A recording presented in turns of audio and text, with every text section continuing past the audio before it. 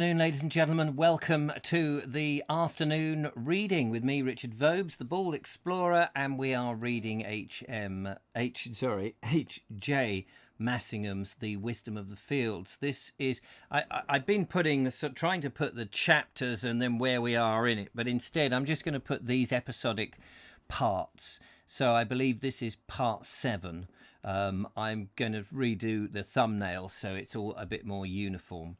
And easier to follow because I'm moving past the chapters and stopping, and sort of reading pretty much for 45 minutes to an hour. So it's a bit awkward if I just try and go, oh, well, this is chapter 3, part 1, part 2, or whatever. So I hope that's going to be a bit easier to follow if you've missed a bit out. So I shall readdress that probably this evening and sort them out. Most of them have been done, but also if you're listening to the podcast, which is put on Anchor FM, but it could be on anything like Spotify or what have you, rest assured that it's just going to be a sequential sequence. Sequential sequence, there's a thing. Let's just say a few hellos to people popping by this afternoon. We have Turbo Stream, John F., lovely Julia, Audrey Forbes Hamilton, Ed Loud, Lee Lawson, The Allotment Channel with Sean James Cameron. He says, I read a YouTube article today saying that email notification has stopped. They don't send out notifications anymore. Started August the 15th, apparently. Has anybody else noticed this? That's an interesting thing because actually I've had a few people saying, oh, I didn't get the notification. So presumably the only way you get notified is on your phone via the bell, I think. And if you haven't been notified when we do the live, I'm fairly rigorous with the timetable that I do. So 4 o'clock in the afternoon, Monday to Friday, I do the readings unless otherwise specified. But I would suggest unsubscribing and then resubscribing and pressing the bell. Maybe that will just do it, but I guess the emails won't happen. Thank you very much, Sean, for that. It's a nuisance because some people like to be notified by email. It doesn't cost them anything, but I suppose if they've got millions and millions of people that they're emailing, it may jam up their servers as they send out billions of emails to all and sundry. Excuse me, having my coffee. Nice coffee, actually. I ran out of milk, but I still had a little bit of double cream. So I put some double cream in, let the water cool down just a fraction off the boil.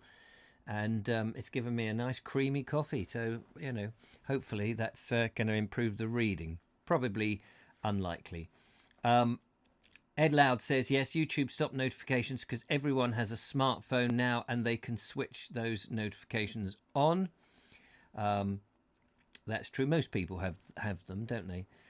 Turbo says, no difference here as I don't opt into notifications as they drove me mad. Yes, and in many ways, I rarely have the notifications on my mobile phone because I hate getting all these things that make you see if it's an important email or not and then find that it's just, I'm not interested in that. So I actually prefer not to be notified on my mobile phone. I actually prefer to have an email because I may not want to watch it immediately anyway, but it is what it is, I guess. So Lee says, never had notifications on my laptop, though I asked YouTube for it. Oh, there we go. I don't have a smartphone, says Graham Cass. Yeah, I don't think everybody has a smartphone.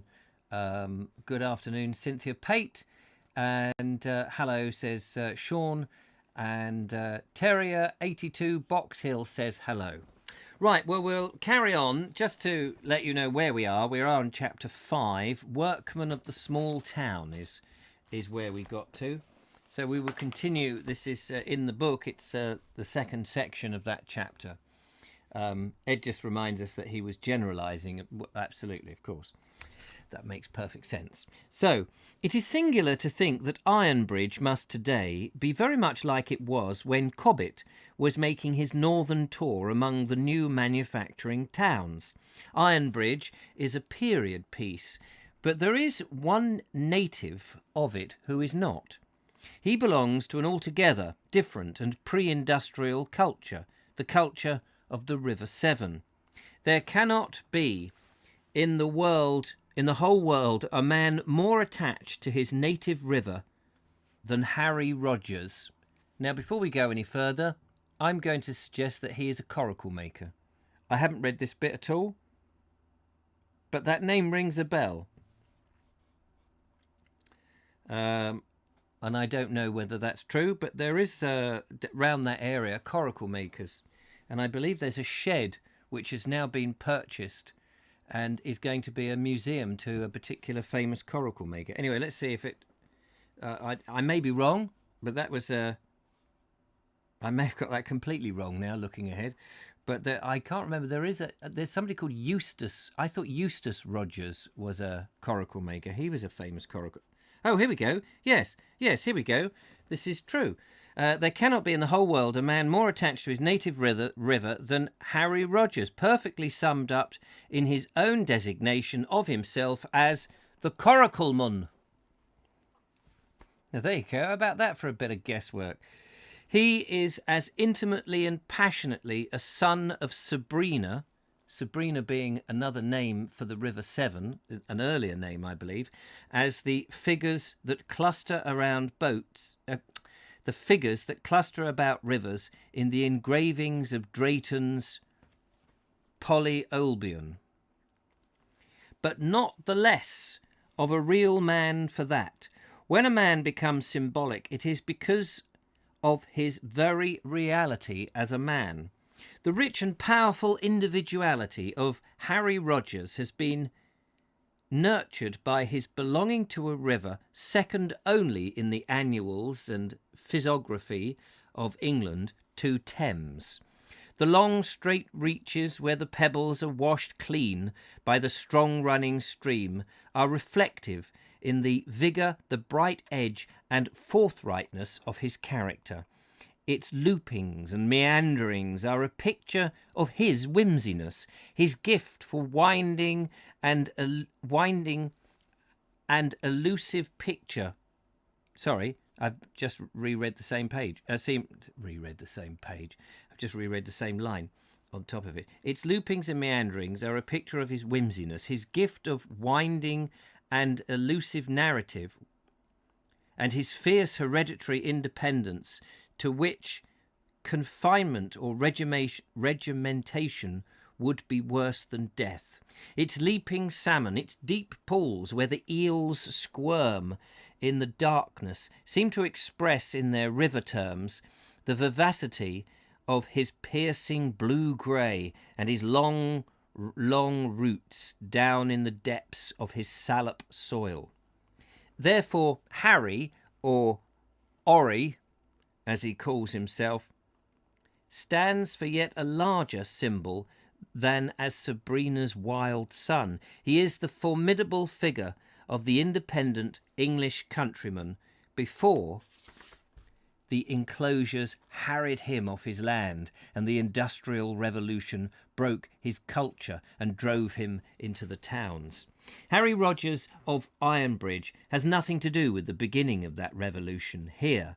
All he has to do with iron is in his iron constitution, and because he stretches so far back into our history to reach the Iron Age of the Celts, who named the River Severn, you can partly, but only partly, place Harry historically by his paternal poaching blood. His father is now mythology in that branch of living. One effect of the enclosures was to breed a hardy tribe of poachers, whom that thieving law forced to become desperate men. The bolder spirits of the commoners of England, who escaped hanging or transportation, turned wild and became night birds. Harry, who emphatically stands for the bold peasantry, the country's pride, which their country crushed, has a streak of lawlessness in him, which was the consequence of the legal crime of enclosing the commons. When I think of Harry, I think of him as indivisible from the river. He is to the Severn what Brusher Mills was to the New Forest, Ted Allen to the Essex Saltings. In an 18th century directory, my friend, Mr. Rolt, discovered one Rogers, a barge master trading between Worcester and Ironbridge. Whether or no this be an authentic ancestor, there is no doubt that his forefathers have worked for generations on the Severn. The following extract is from a book, Broseley and Its Surroundings, from 1879, which shows that if Harry is unique now, he was once among company.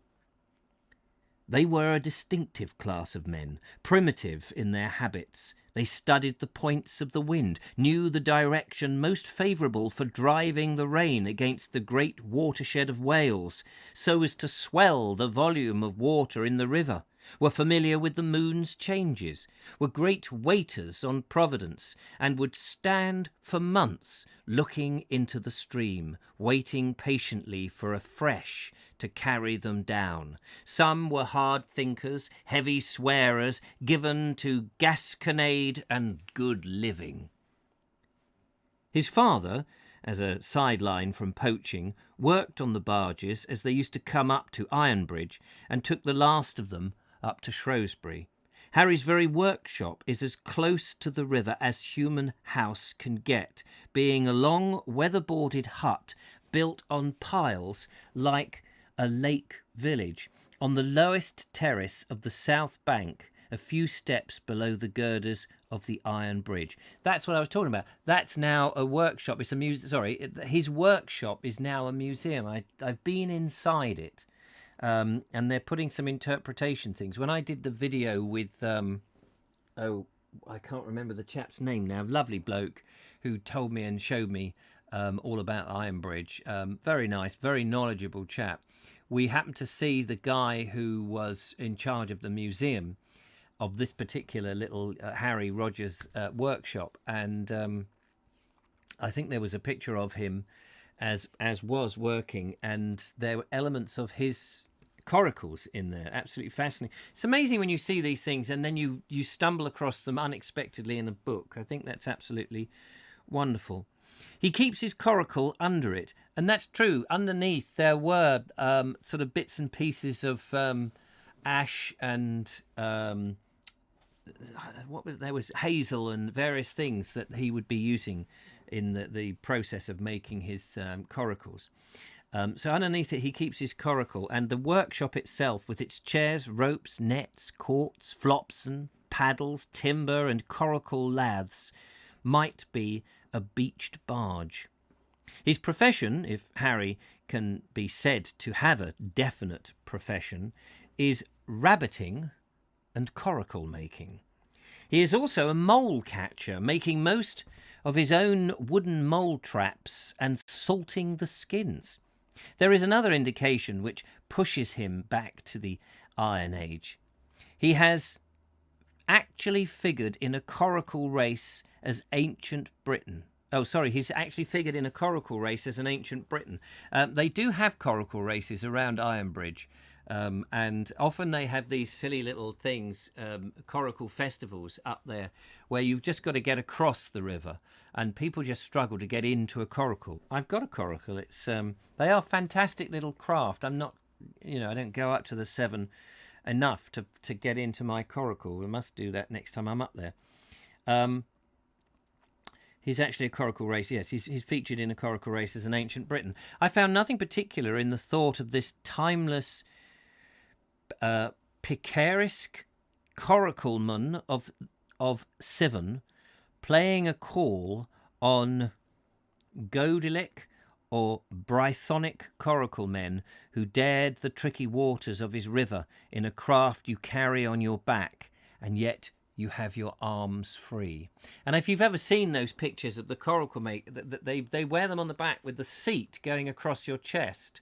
So it presses up. It's like you're like a giant tortoise or a turtle, and you can still carry well, a paddle. You only have one paddle in a coracle, and you can still walk. So you can carry a bag, your paddle, and your coracle on your back and go walking. It's fantastic. And you may be interested that there is a coracle mater called Peter Faulkner, who it must be getting on a bit now, but I did about 8 years ago, I did an interview with him, and if you put in Vobes and the coracle maker into YouTube, you will see, I can actually just do a little tiny bit for you, just so that you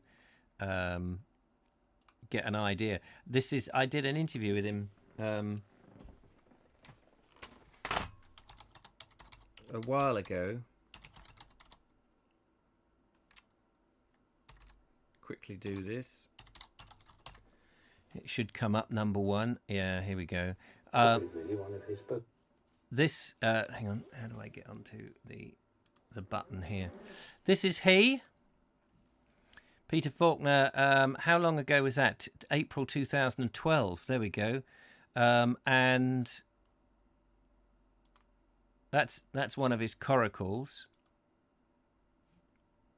I don't dare play the music. I'm going to turn the sound down because it might be... he uses hide on his coracle. This is on the river. Oh, I should know this. Can't remember what the river's called now. It's at Lentwardine anyway, in Herefordshire. Trying to show him on his boat. Isn't that amazing? Incredible craft, and he seems to get around. He's got a circular one, but mine is. Oh, sorry, I've just ended up back at the thingy jig. I can't try and. Oh, wrong one. Sorry about that. When I'm doing this, the camera obscures half of the screen, which is why I'm having to bend like that if you're watching as we do this live. If I move it over there, that's better. I can see better. River Wye, is it the River Wye? Thank you very much. Yes, it's beautiful there, up there, Lentwardine. I must go back. Anyway, so how nice to be talking about Harry Rogers. So, you know, it's interesting because I got a vague connection with him. For making coracles, here we go, he uses axed lash lathes for the frame, which is now covered in tarred calico. Yeah, mine is covered in tarred calico, but originally, and what Peter was using there, was genuine cow's hide. For the ancient hide, which is perhaps conditional in size and cupped shape, it's got a little footnote here that says the oldest coracles recorded by Herodotus, those of the Babylons on the Euphrates, were round as a shield, which is what you just saw there. The framework was withy, covered with a hide. The shape of the modern coracle is more like a broad cradle with one end flattened. And yes, each river and each district has a slightly different shape, but they generally are more extruded, more oblong. Mine is actually more like this shape of a phone, perhaps quite in proportion, perhaps not quite as long, if you see what I mean. But, you know, it's fascinating stuff. The split shaft of the paddle is also shaft, but the long rectangular blade has to be of seasoned oak. Harry gets his from the timbers of demolished old cottages, but also from floating timber which his maternal Severn yields up to him. He lives by the Severn in other ways than floating on it in a craft much frailer, lighter and more sensitive to current and ripple than an empty brandy cask. The flowing surface of the broad stream brings him part of his living, for any floating junk is grist to Harry's mill, and he puts it into a variety of surprising uses. Thus, he lives for the river, from the river, and by the river, and on the river, a life as semi-aquatic as a bank voles, as buoyant on the river as the tufted ducks, and up and down the river, though further than the kingfishers. After a lengthy sitting with him, I was so fortunate as to witness a moment of one of his river lives, that of On the River. Entirely on his own initiative, he fished out his coracle from under the floor of the workshop and gave an exhibition. Harry is a born showman, demonstrating what he could do with it on the Severn's bosom. When you consider that to scratch or look over the edge of the craft, or to stretch out a leg, almost to cough, and certainly to sneeze, is enough to upset it, his performance may be regarded as one of the few marvels left in the now wonderless world. He got this thistledown affair into midstream. You work the paddle in front, as if a craft nearly as round as an orange can be said to have a front, and proceed to whirl it round and round as though it were kind of water top. Well, so what you do is a figure of 8 called sculling, or sculling, I think it's called, because what this does, this figure of 8 motion, is that it pulls by, you're dragging actually it forward through the water. Not as easy as it can be done. I have actually done it. I suppose you want to see a picture of me doing it now, so I'm going to show you a slightly different version of the live. Vobes, hang on.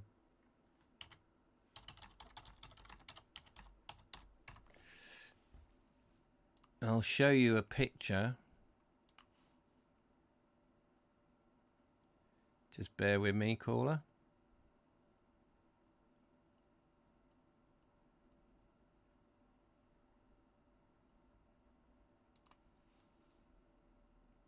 So, here we go. Here is me with my coracle on the water. This was done some time ago. It says there 2018, but it was actually well before that. The difficulty is getting into the coracle. As you can see there, that I was slightly nervous because I had a very expensive radio microphone on me. And I'm clambering in. And I got my son Billy to do the filming here. And then here, I'm just getting myself out. Now, I was paddling completely wrongly here. I'm not scullying at all. I'm just swishing forwards and back because I hadn't... Here we go. There's a bit of proper scullying. It's quite tricky to do this. I had the GoPro on the side, as you can see. Oh, there's the GoPro. It's a GoPro 3 on my magic arm. And there's me scullying along. This is a part of the Newport Canal that's in water. No boats are allowed on it. And I was given special permission to do that. We had to get special permission. So I didn't do very long. And that is the chairman of... that's Bernie Jones, the chairman of the Canal Trust. Anyway, that's neither here nor there. So there you go. How about that?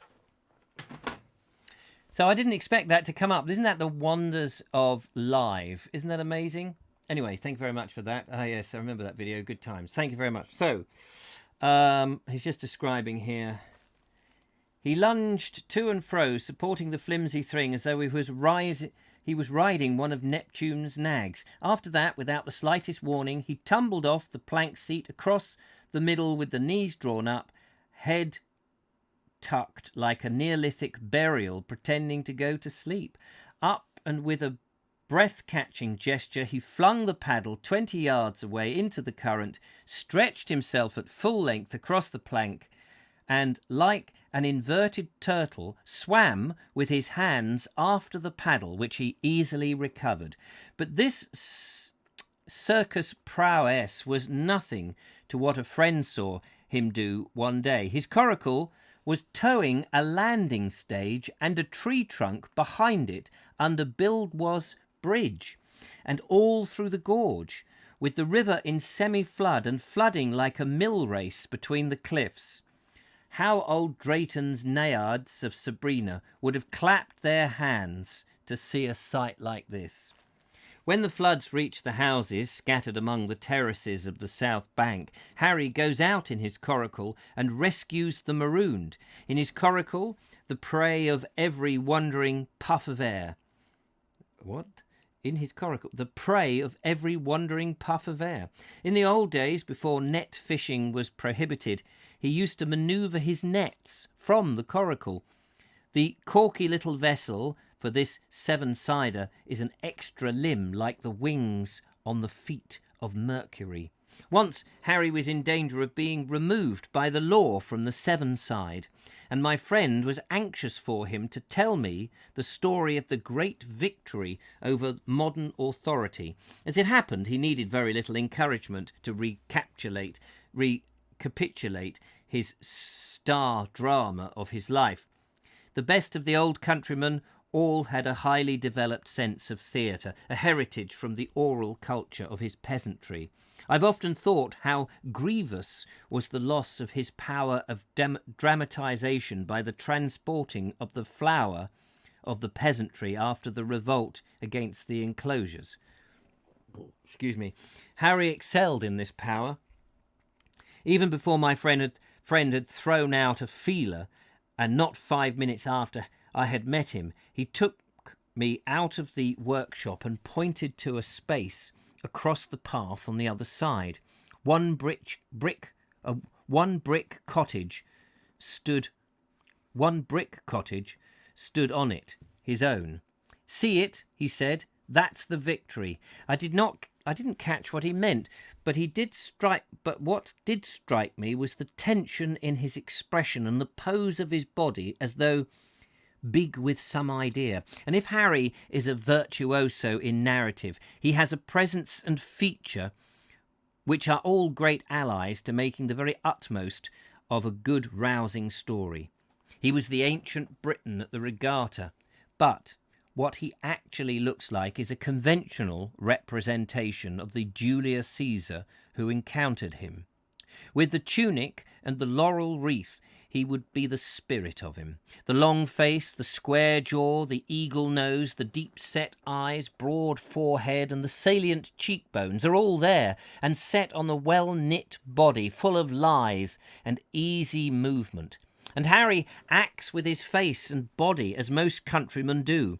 He extracts from his drama its last pennyweight of goodness, interest and pithiness. They are the more expressive from the noble waistcoat that he wore. It was worked with red stars and florets, and had white leather facings down the front and along the pockets. He had worn it for 35 years.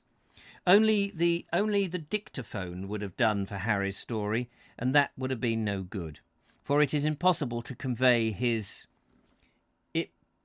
ipsissima verba, the Latin phrase which I cannot pronounce. Not because he liberally seasoned his soliloquy with the pepper of his naive oaths, naive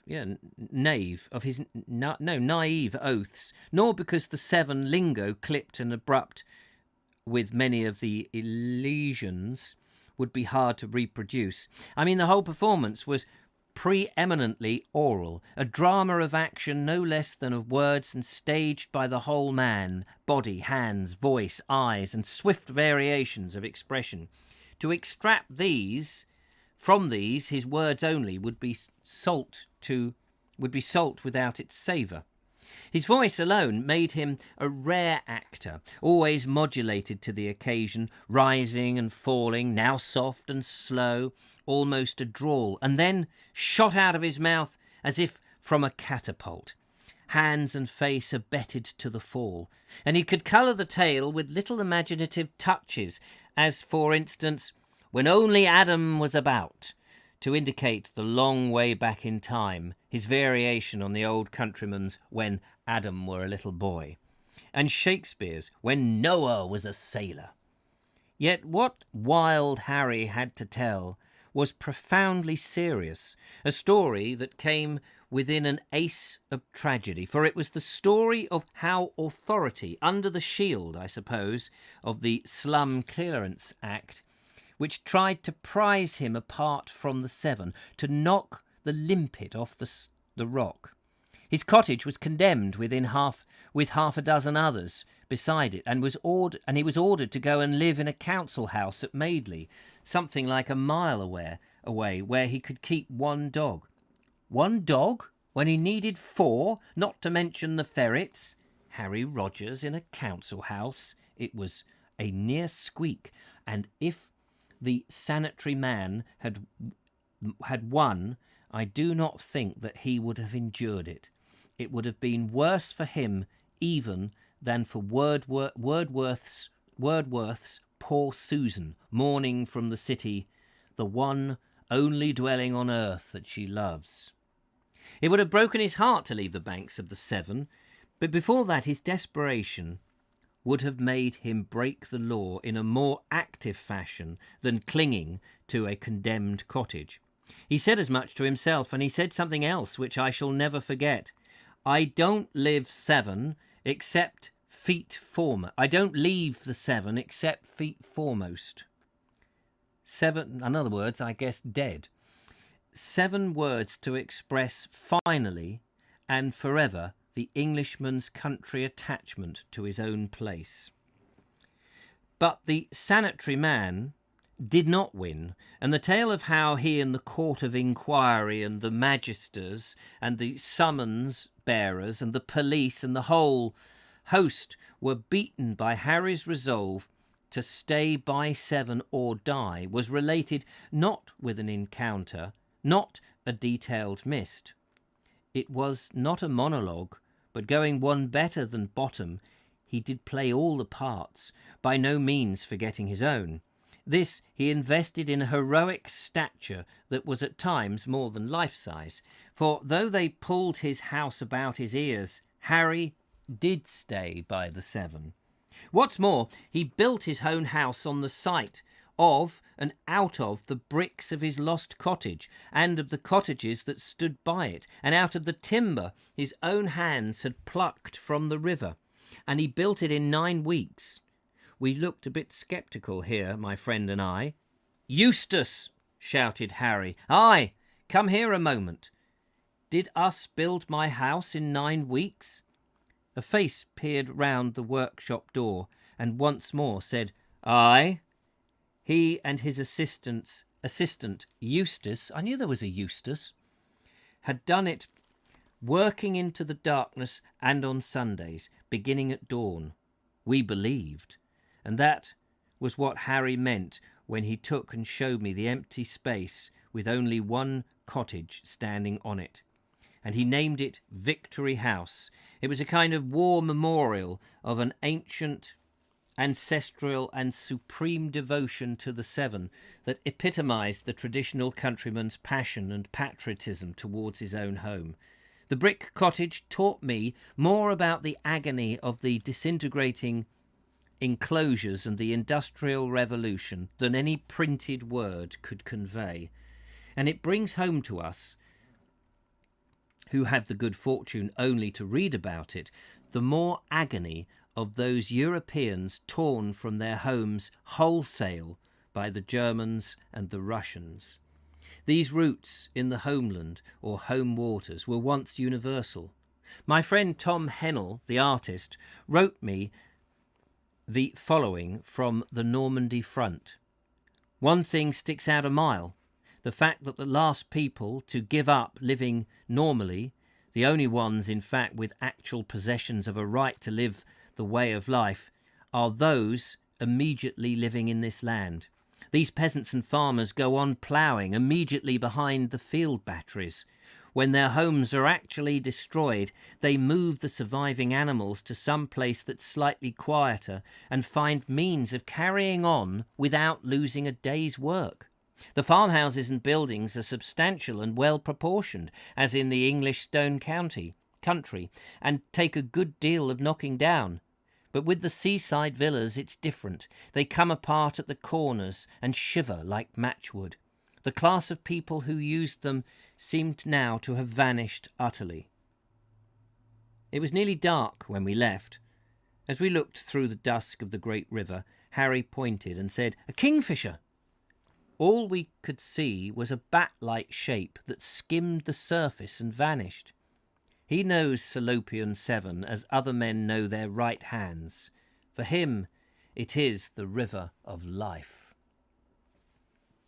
So I'm just going to pause there because that was section 2. Let's see what people have been writing.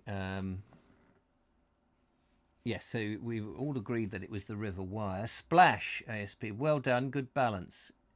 It's an exceedingly unstable craft. Well, it is unstable if you're wobbling on it. Of course, if you get your weight centered, it's actually very, very stable. Interesting comment about the innate theatricality of the Old English folk. My mother and father, says Morton Lewis, were terribly entertaining. He says, I can see my father now, all the old Brummie and Warwickshire lingo. How brilliant.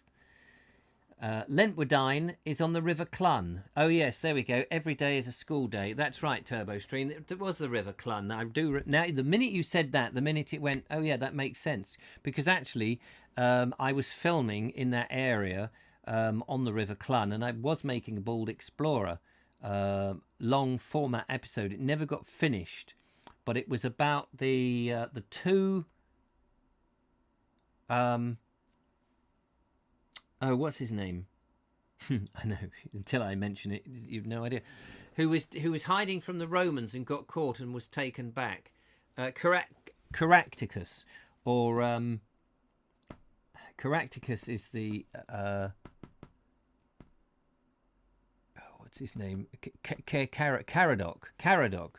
But I think the English or the Romanized name was Caractacus, but Caradoc was the more Welsh name. And there's two Caradoc, Care being hill, I think, if I remember rightly, Caer. Caradoc, there's two Caradocs, both of them with hill forts on. And there's one that the legend is supposed to be where the Romans came from Cova. What's the Roman city near just south of Shrewsbury, which name is I know, but I can't bring it to mind. Wroxeter, which is I can't remember the proper Roman name for it. Anyway, the Roman city at Wroxeter. But there is a southern one in southern Shropshire, in South Shropshire rather. Another character because it's all on private land, and I got permission to go there, got permission to film, but in the end, I think there's a public footpath over it, but I did get permission to film there. It was owned by a little old lady in this tiny little house, and I went in there and I'd written to her and then went and met her, and she said, oh yes, because back then there wasn't GoPros, you couldn't do small camera stuff, you had to have big cameras and things. If you were doing it in just as when we'd switched to HD and 720p was the sort of HD of its time. Interesting. But unfortunately, I didn't get to finish it. The money ran out and time ran out and what have you at that time. Has Clun got anything to do with Clunch? No. Nice to remember the joy of your parents, says Cynthia Pate. Wroxeter. Yes, thank you very much, Wroxeter. And I believe it was the Covanoris who were the tribes at that point. Anyway, so there we go. That's a little bit of nonsense there. Is it Caradoc? Is C on the end. Caradoc. That might be because that might be the Welsh spelling, which of course is probably correct because you're Welsh, aren't you? But on the maps, it's Caradoc with a C. But it's probably because that's how the English have interpreted the sound, most likely. Anyway, let's carry on. This is part 3. We'll see how far we get with this. Like his own 7, Harry Rogers has a source. Except in so far as the river runs through Ironbridge, he has no relationship with the industrial town, however early, however uncorrupted. To find his fellows, I've had to go behind the Industrial Revolution and from the industrial to the market town. In his wildness, rather, he does not belong to that, but the self-governing community of the market town has a long history, and the intense localism of its chartered independence would have been a righter milieu for him than anything and anywhere today. Cobbett's own Farnham, restored with true insight, is a representative type of the small market town. In my neighbourhood, Thame is one about which a local history has been written. But what the local history, excellent in its fashion, has left out seems to me the most important thing about it. Shut your eyes to the gaunch and the unseemly intrusions since the middle of the last century, particularly the market hall, and open them wide to the generosity of the curves of this tiny town and the spaciousness of its layout. Span the diversity of its building materials and succession of periods during which they were used. There are shapely... I don't know which... are you talking about... Where are you talking about now? Perhaps he's talking about Farnham, is he? There are shapely, compact little queen houses of many soft shades of brick, cream-washed and timbered houses that look like magnified country cottages, brackets, barge boarding, inn signs, alleyways and courtyards, jetted top stories, a specimen of a crux house, 18th century fanlights and other details spread over nearly 20 generations. The little town was the creation of its local craftsmen. They handed down their art from father to son, and yet were always receptive to new influences that did not break with the tradition. This explains the unity of the pattern, the compatibility of one age with another, yet the smiling variety between house and house, period and period. The continuity of creation is stamped on every brick, tile and timber.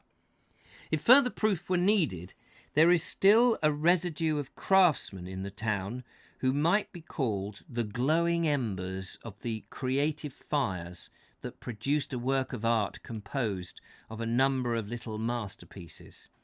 That is the true term for the houses that made up the town.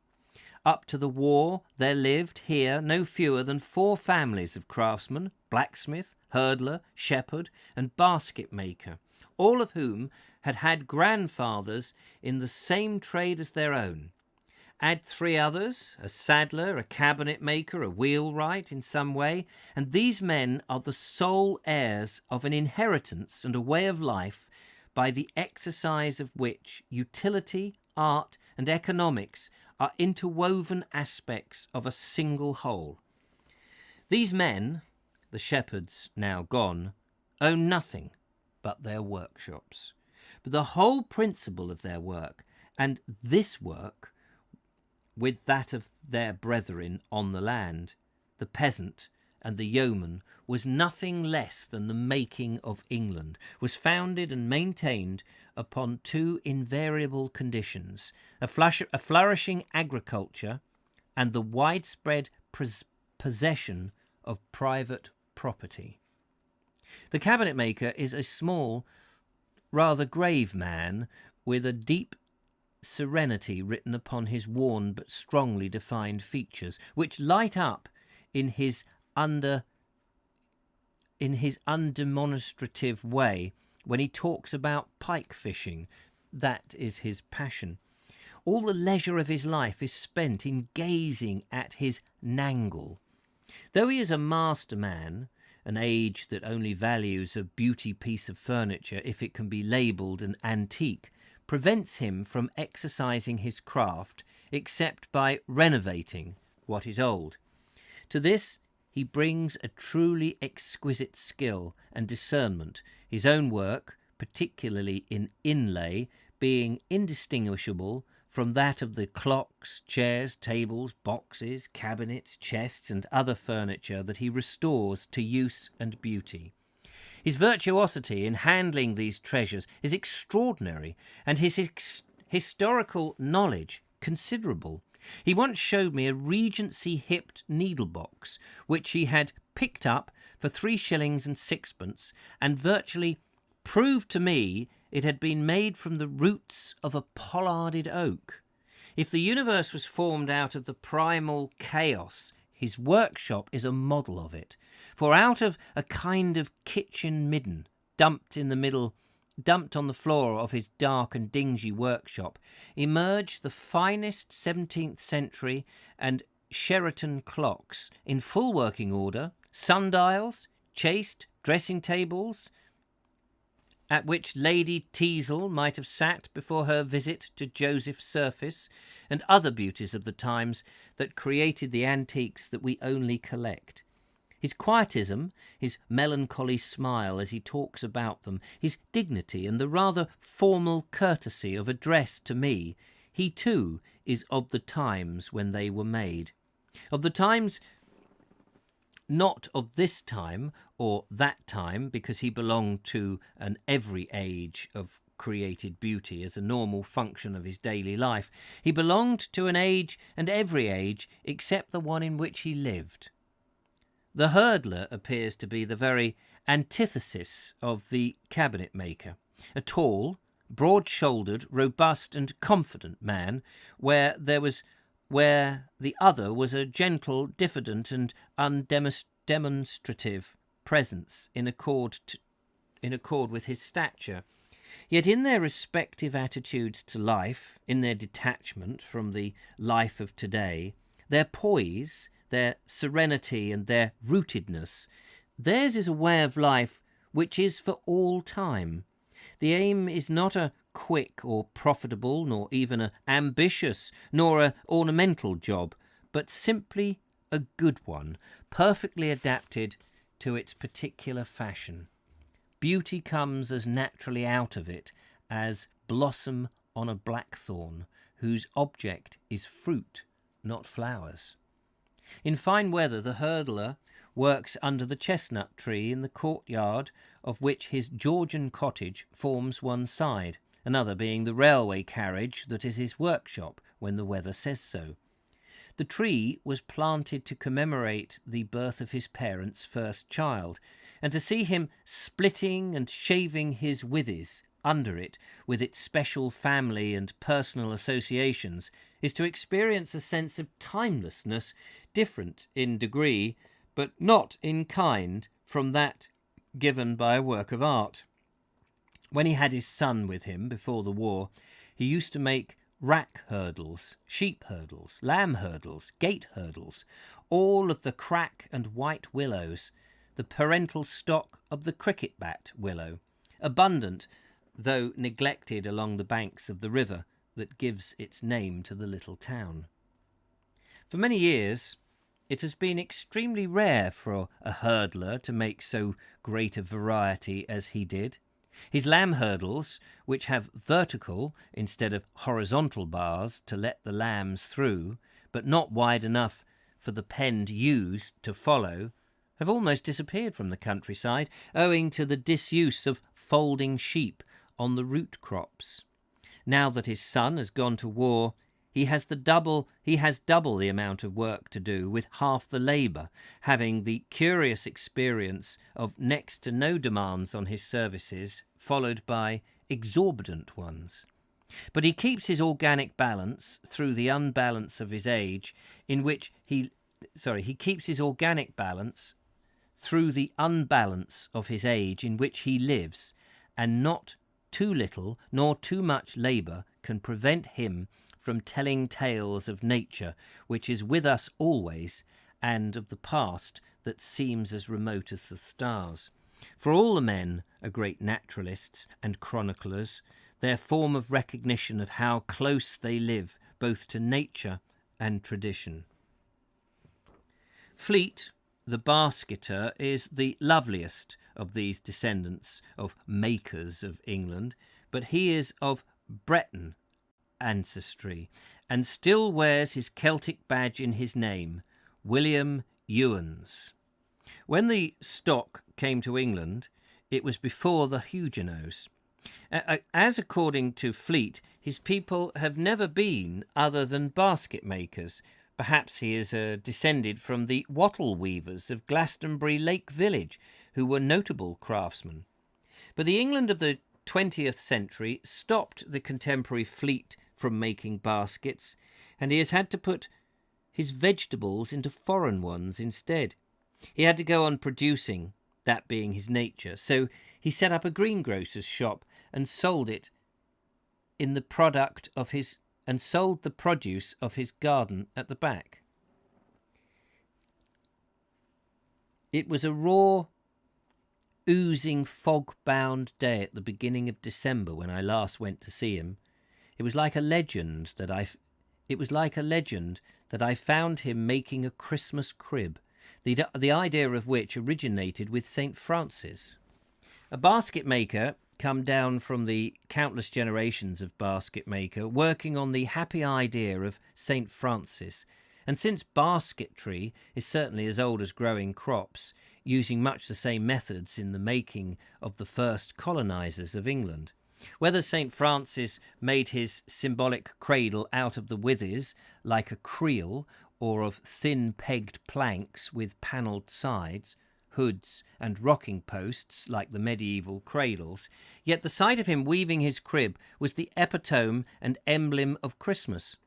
The greengrocer who grew his own green stuff to sell in his shop, making a Christmas crib in the small market town that had only changed in our century, was not this an act of unconscious homage to the principle underlining the story of the manger, where all is native, of the country, of the soil, of the immemorial peasantry? The eastern star shone over the brae, not the palace of Herod. The Magi came to a farmyard and the craftsman's workshop, not to the temple bank of Jewry. The Christ of the tirades, was it the Christ of the trades, of the farm, the workshop, the peasant household, the integrated self-sufficient life on the land, it was to him that wisdom and monarchy made pilgrimage, acknowledging the glorification not only of humility, but of the roots of all civilization and of the loving intercourse between man and earth. I don't know whether you're understanding it. A lot of this is sort of a little bit... he does occasionally seems to sort of go off into a lyrical thing, which I can't read very easily and get the sense of. So apologies for that again. We're very close to the end anyway. I'm just trying to find a point where we can stop and then pick up next time round. All the implications of the craftsman's trade, its continuity, its virtue embedded in the soil, the family and home, its natural goodwill towards man and nature, is modest but perpetual creation. These are all transfigured by the place and scene and narrative and circumstances of the incarnation. So in watching my basket maker making his Christmas crib, I was looking into a sacred picture as rich in symbolism and ultimate meaning as a Giotto or a Fra Angelico. I don't know whether you get any of that reference. Nor could the continuity of creation have been more faithfully represented. The discarding of old truths as out of date is certainly not applicable to basket making. There is one way of making one kind of basket, another way of making another kind, just as there is one glory under the sun and one glory under the moon. There is no other way except by factory basketing, and the difference there is not between one kind and another, nor between old and new, but between good and bad. But the vital link, I'm just trying to find a place where we can stop now, but the vital link in this ages-old but ever-renewed process, which raises the craftsman above the flux of time, was missing. The link was missing. The bundles of peeled and slender rods came from the Argentine, not an English Salix. He had a few of the Somerset withes, brown like old tiles, from being boiled in the copper instead of being peeled by standing in water like the foreign rods. On September the 23rd, 1829, Cobbett rode into Tring and, seeing a case of straw for the straw plaiting industry, which was peculiar to the region and is now entirely obsolete, asked where it came from. When he knew it was from Tuscany, he, the sire of the countryside, expressed his disapproval with that warmth and vigour natural to the old champion of the dispossessed poor. I'm gonna pause there because I'm sort of losing the sense of this. Is sort of